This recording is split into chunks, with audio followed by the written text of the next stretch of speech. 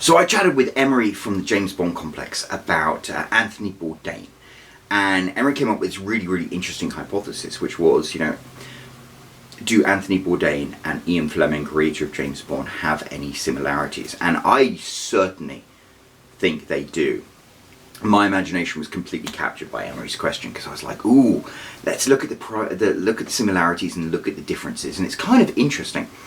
I've always had an affinity for Ian Fleming because he and I come from very similar social backgrounds in England, and in some ways a lot of the stuff he does in his writing, a lot of the choices he made in his life, I've been in similar situations to.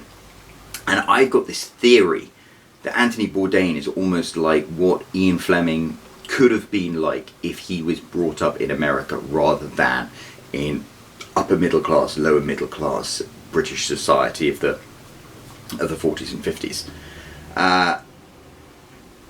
Anthony Bourdain, had a liberal, affluent upbringing, and I think the thing that's unique about him is, he's the kind of person who doesn't give a shit. Whereas Ian Fleming, coming from that very, very hierarchical, class-orientated British society where he was like upper middle class, so it's kind of like the middle class people think he's looking down at them, whereas the upper class people think he's got a chip on his shoulder. It's this weird, almost inexplicable thing that has always resonated with me so much about Ian Fleming. And I think Anthony Bourdain was just completely liberated from that because he grew up in America. I remember when I first came to America, the thing that just got me about this country, that I love about this country, and it's the reason I could never move back to England, is because in America you have the freedom to do what you want to do.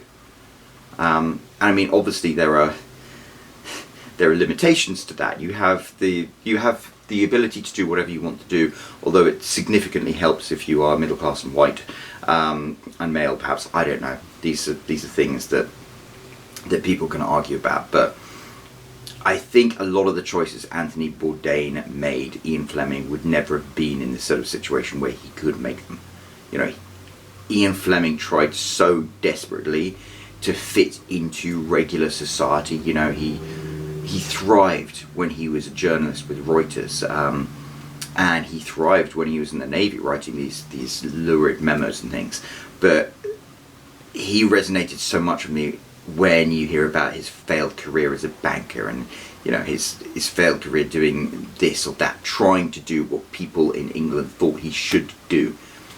And Anthony Bourdain, on the other hand, he went to Vassar to follow his girlfriend, but then he went to CIA, the Culinary Institute of America, to pursue cookery. And I imagine his parents must have just been like, "What?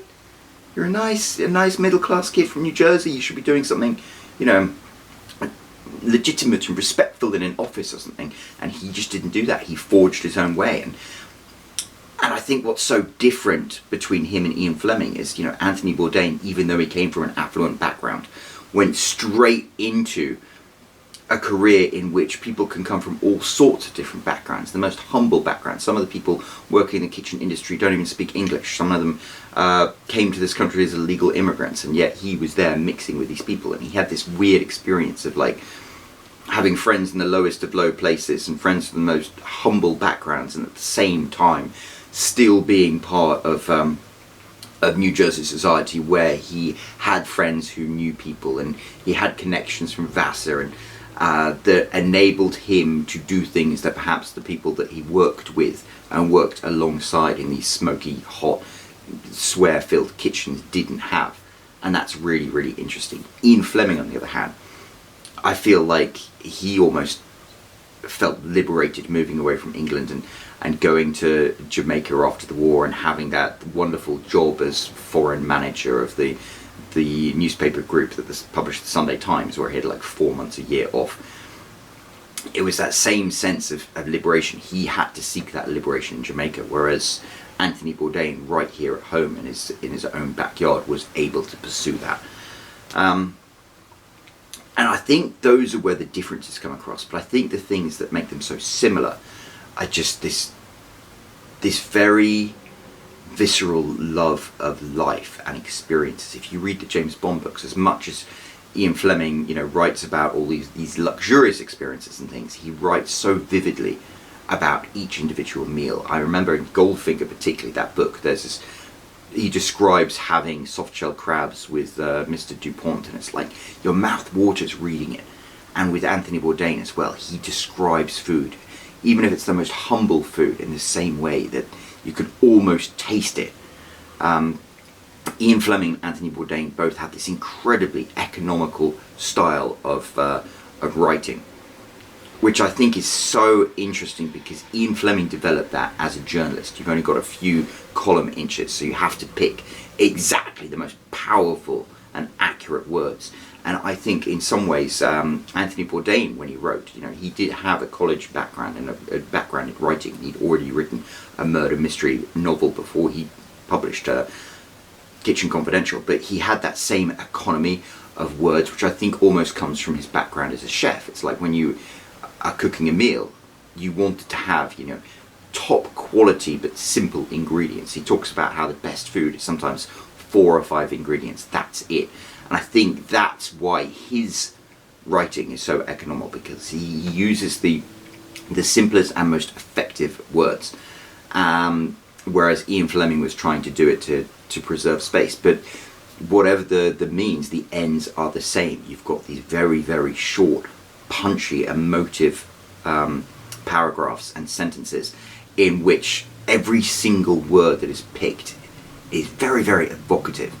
And you can use one word to describe something that would take another writer 4 or 5 words to use. So I think there are some really, really interesting similarities between the two in terms of how they write.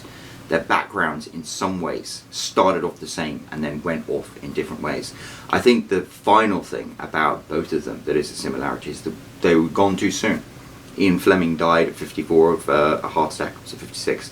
And then Anthony Bourdain took his own life, and it's the thing, these people, they died of living too much. And I think that's one of the reasons why somebody like Anthony Bourdain resonates with us, is because, we see some of these sad things in our own lives, and it kind of breaks your heart. Anyway, my kid's home on the bus, I'm going to go and rescue him. Cheers.